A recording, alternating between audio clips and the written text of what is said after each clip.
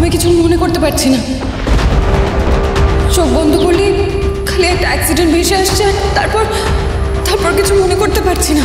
আচ্ছা গৌরী, আপনার মা বাবার কথা আপনার কিছু মনে নেই না?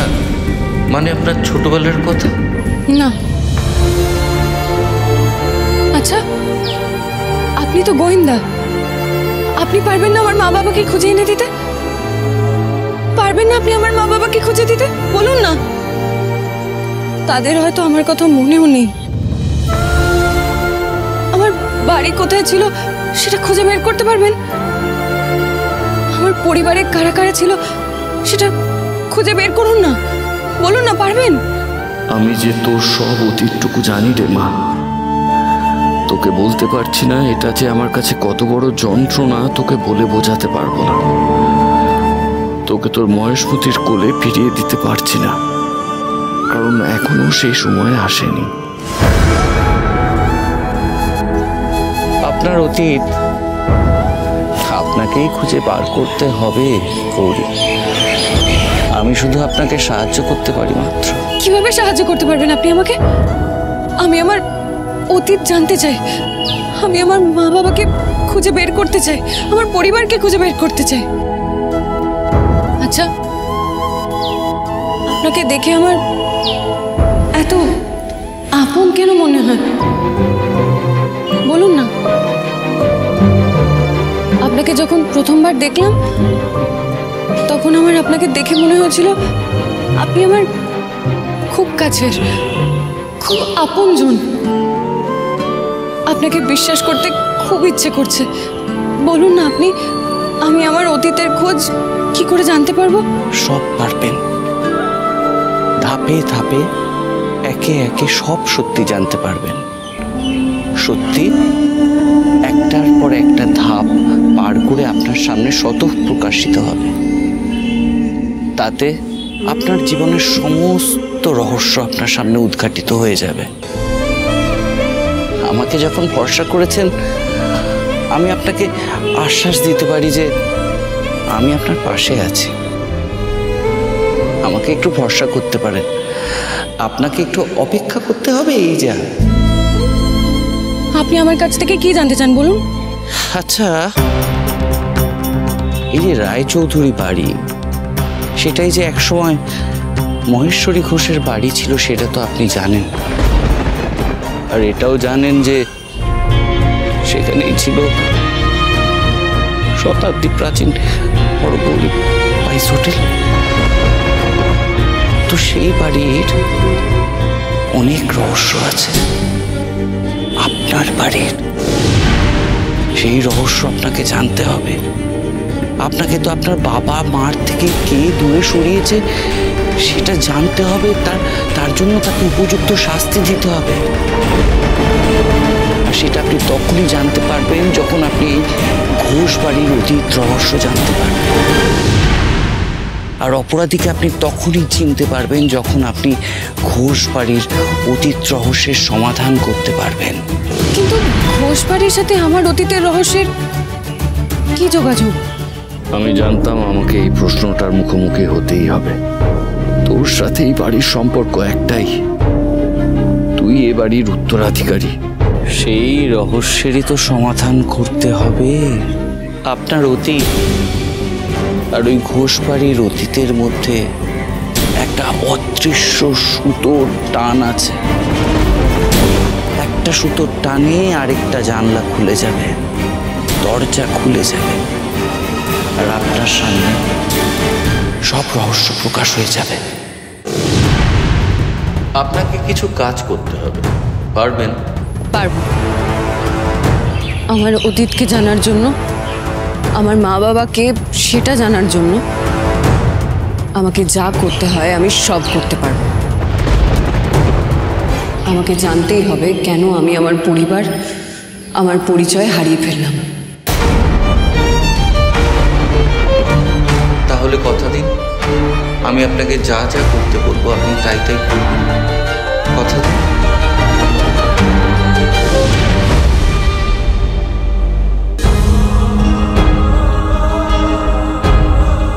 আপনি আমাকে যা করতে বলবেন আমি তাই করব। আজ থেকে শুরু হবে আমার অতীতের খোঁজ। যদি সেই অতীতের খোঁজে কেউ বাধা দেয়, যদি কোনো বিপদের সম্মুখীন হন,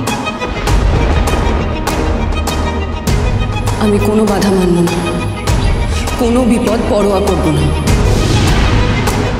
আমাকে আমার বাবা মা কে সেটা জানতেই হবে, আমাকে আমার অতীতের কথা জানতেই হবে।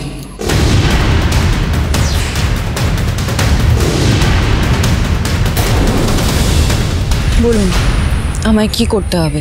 আমি যেটা বলছি সেটা খুব মন দিয়ে শুনুন, কেমন? কারণ আপনার সাফল্যের উপরই আমার তদন্ত নির্ভর করছে।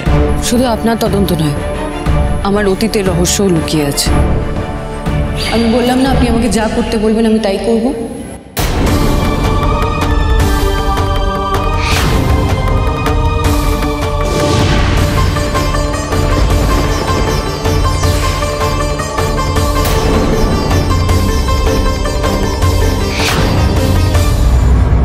পারবেন তো? আপনি চিন্তা করবেন না, আমি এটা করতে পারবো। আর একটা কঠিন কাজ করতে হবে। কি বলুন? আমার আর আপনার মধ্যে যা কথাবার্তা হলো, যা কথালাপ হলো, সেটা কেউ জানতে পারবে না, এমনকি রুদ্রবাবুও নয়। কেন? তাতে আমার তদন্ত ক্ষতিগ্রস্ত হতে পারে। ঠিক আছে, বলবো না। আসুন, চলুন।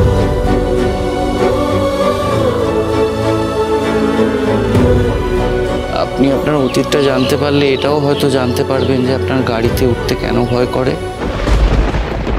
এবার চলুন, আর জোরে চালাবো না, প্রমিস?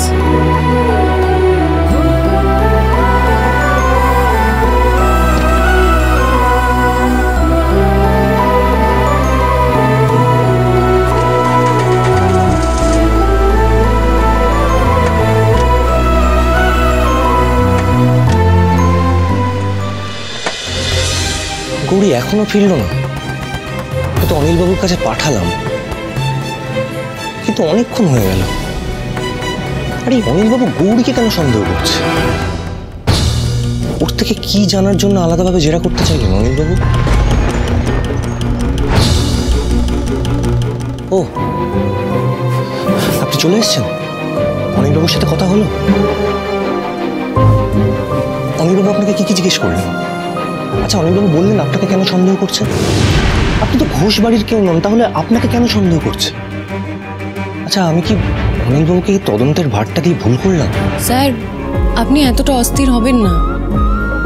অনিলবাবুকে তদন্তের দায়িত্ব দিয়ে আপনি কোনো ভুল করেননি। সত্যিটা সামনে আসা দরকার, আর অনিলবাবু তদন্ত করে সত্যিটা ঠিক সবার সামনে নিয়ে আসবে। এটা আমি ওনার সাথে কথা বলে বুঝতে পেরেছি। ও, মানে আপনি অনিলবাবুর তদন্ত নিয়ে আশাবাদী? হ্যাঁ। কিন্তু আপনাকেই প্রথম ডেকে পাঠালো কেন? আমি তো সেটাই বুঝে উঠতে পারছি। আচ্ছা, আপনি এই মহেশমতিদের ফ্যামিলি আর হরগৌরী পাইস হোটেল নিয়ে সব প্রশ্নের ঠিকঠাক জবাব দিলেন বলেই কি আপনাকে আরো বেশি করে সন্দেহ করছে? মিস গৌরী, আমাকে সত্যি করে একটা কথা বলুন তো, মহেশমতি সত্যি এই ফ্যামিলির ব্যাপারে এত কিছু আপনাকে বলেছে, নাকি এই পরিবারের কাউকে আপনি আগে থেকে জানতেন?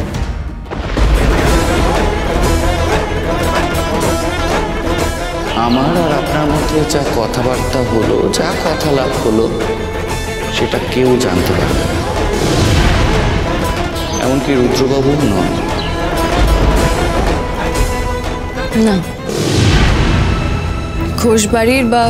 ঘোষবাড়ির কারোর সাথে আমার কোনো সম্পর্ক নেই। আমি যা শুনেছি মহেশ্বরী ম্যাডামের মুখ থেকেই শুনেছি।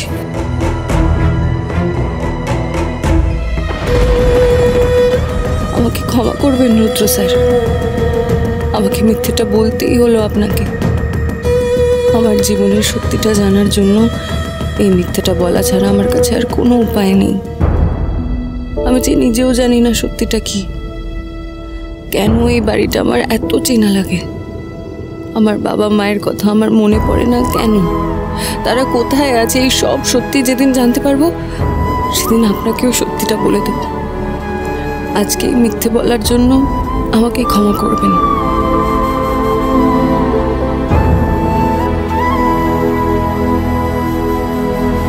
আপনি এত কি ভাবছেন? এত ভাবার কিছু নেই। দেখুন, আমি আপনাকে বিশ্বাস করি। আমি জানি আপনি আমাকে কখনো মিথ্যে বলবেন না। এনিওয়ে, আমি যাই। যাই না স্যার, আসি।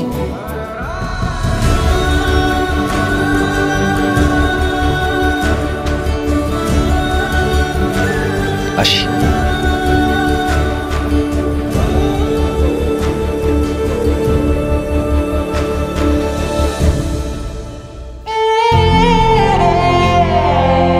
যে মানুষটা আমাকে এত বিশ্বাস করে, আমার সব বিপদে আমার পাশে থাকে, আজকে সেই মানুষটাকেও আমাকে মিথ্যে কথা বলতে হলো।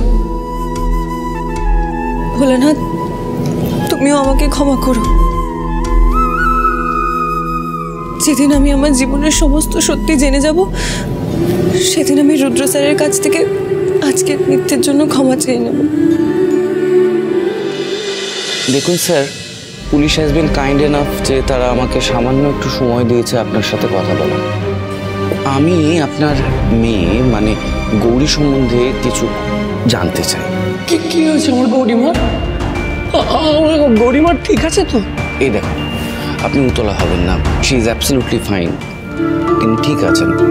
আচ্ছা, গৌরীকে আপনি কবে খুঁজে পেয়েছিলেন? 15 বছর আগে, ওই এপ্রিল মাসের মাঝামাঝি একটা সময়। ওই সময় তো শঙ্কর আর মেজ বউয়ের গাড়ির অ্যাক্সিডেন্টটা হয়েছিল। আচ্ছা, গৌরীকে কোথায় পেয়েছিলেন সেটা আপনার মনে আছে? হ্যাঁ, পরিষ্কার মনে আছে। ওই বকুলডাঙ্গা ব্রিজের নিচে ভোলানাথের মন্দির আছে না, ওখানে ওকে পেয়েছিলাম। একা একা বসে কাঁদছিল আমার গৌরীমা।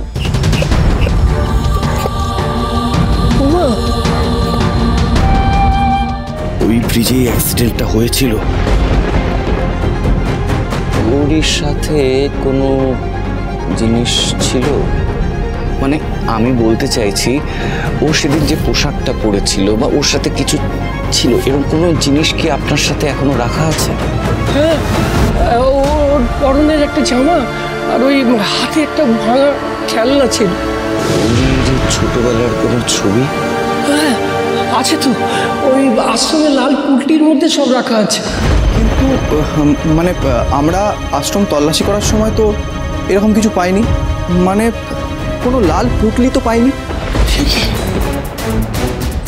ওটা তবে গেল কোথায়? আচ্ছা, আপনার আশ্রমে গৌরীর বয়সী আরেকটি মেয়ে ছিল না? ইয়া, হ্যাঁ, ওকে কোথায় পেয়েছিলেন? গৌরীকে পাওয়ার বছরখানেক পরে একটি লোক এসে আমার আশ্রমে ওকে দিয়ে গিয়েছে। তাহলে পিয়া মায়ের কাছে নিজেকে ধী হিসেবে প্রমাণ করলো কিভাবে? এর পিছনে কারোর তো হাত আছেই, যে এই খেলাটা সাজিয়েছে।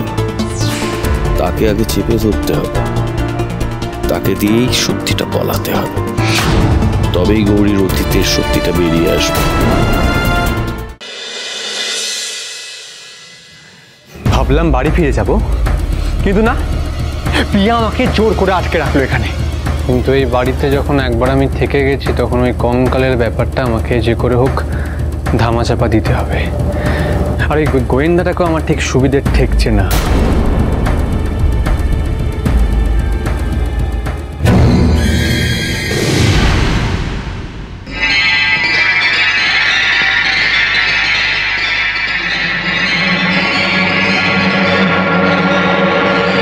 কে ওখানে?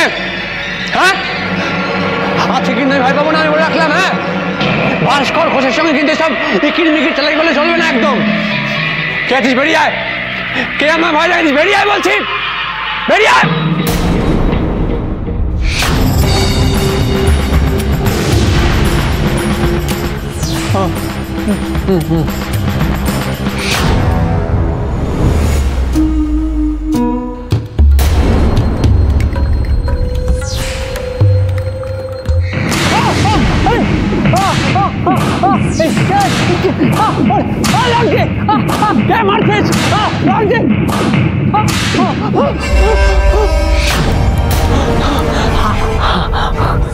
টর্চ টর্চ টর্চ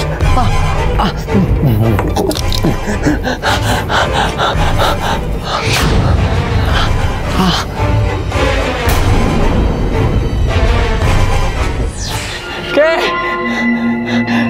কে কে আছিস?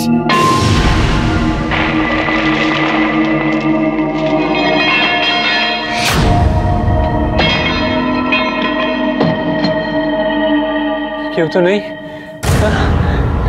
তাহলে তাহলে আমায় কে মারলো? কে মারলো আমায়? কে মারলো আমায়?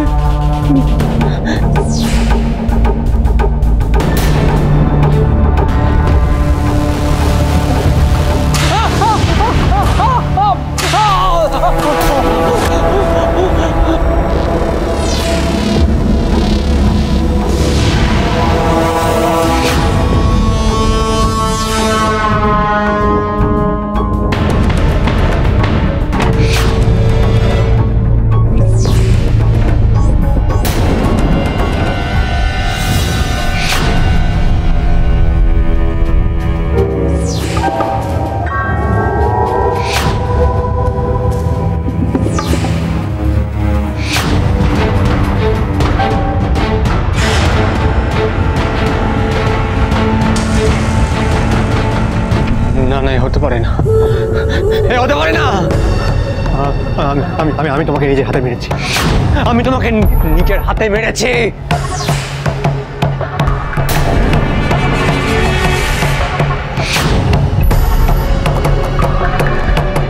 আমি ফিরে এসেছি সত্যিটা সবাইকে জানাতে।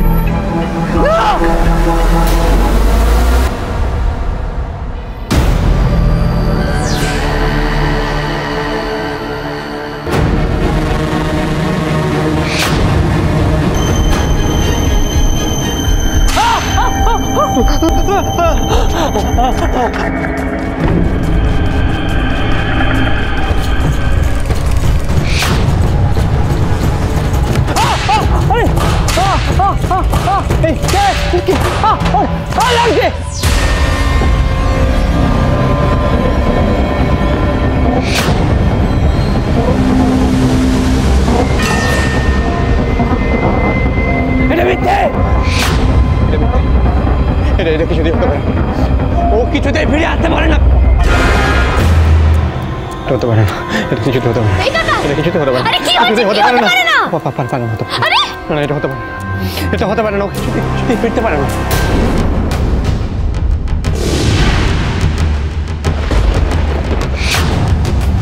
তোমার কি কিছু হয়েছে নাকি? শরীর টরীর খারাপ? আরে তো ঘামছো কেন? ও আমার ঘরে এসেছিল, ও আমার ঘরে এসেছিল, হ্যাঁ ও আমার ঘরে এসেছিল, আমার ঘরে এসেছিলাম, ঘরে এসেছিল আমার। তোমার ঘরে আবার কে এসেছে? না মানে আমরা তো সবাই যে যার নিজের ঘরে ছিলাম, কেউ এলে তো আমরা দেখতে পেতাম।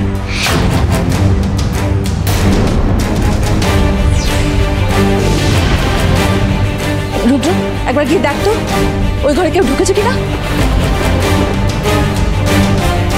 কি করেই বা আসবে, সদর দরজা তো ভেতর থেকে বন্ধ ছিল।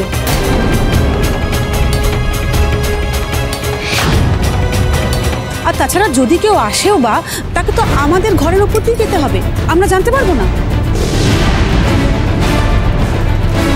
কেউ জানে না, কেউ জানে না, কেউ জানতে পারেই না তো। ও কিন্তু আমার ঘরে এসেছিল, আমার ঘরে এসেছিল। যে এসেছিল তাকে আপনি চেনেন? আগে কখনো দেখেছেন? চিনি তো, খুব ভালো করেছি, খুব।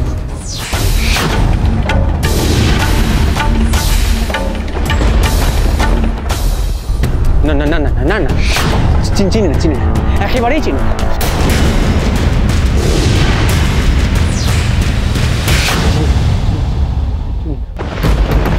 কারোর একজনের নাম বলতে গিয়েও বলল না। এই তো বলছিলেন যে ও এসেছিল, বলছিলেন যে যে এসেছিল তাকে আপনি চেনেন, আবার এখন বলছেন চেনেন না। গৌরী তোর এত কথা কি দরকার আছে বলতো? কাকাই যখন বলছে চেনে না, তার মানে চেনে না। না, উনি একবার এক এক রকম কথা বলছেন, তাই আমি বুঝতে পারছি না কোনটা ঠিক আর কোনটা ভুল।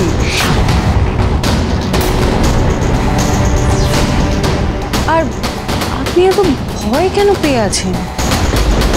কই কেউ তো নেই ওদিকে। ছিল তো, আলবাত ছিল, একেবারে ছিল। আমাকে বেল্ট দিয়ে মেরেছিল আমাকে।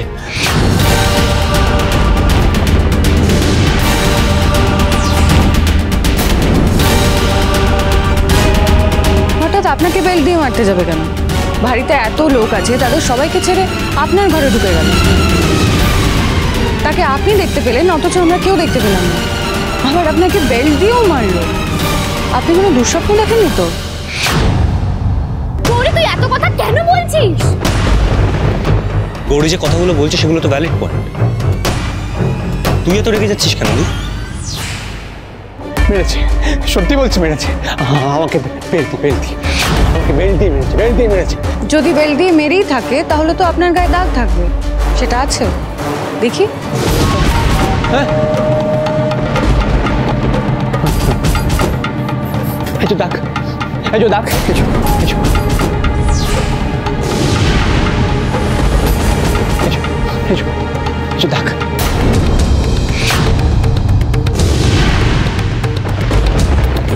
হ্যাঁ সত্যি তো দাগ আছে।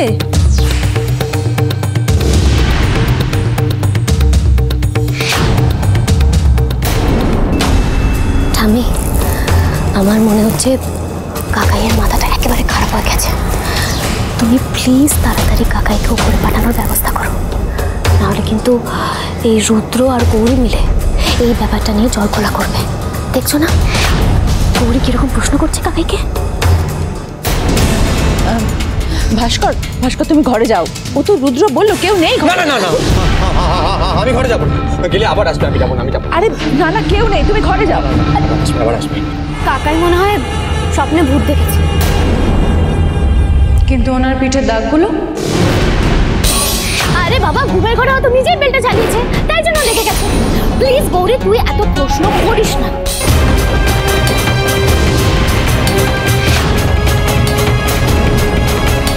কাকাই, তোমার ভয় লাগছে বলছিল তো? ওকে, ঋতুরাজ আজকে তোমার সঙ্গে ঘুমোবে। হ্যাঁ সেই ভালো। যাও ঋতুরাজ, তুই ওকে ঘরে নিয়ে যা। ও যাচ্ছে তোমার। ফিরে আসবে। আসো, আমি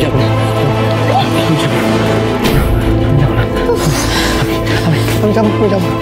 অনেক রাত্রি হয়ে গেছে, যে যার ঘরে যাও।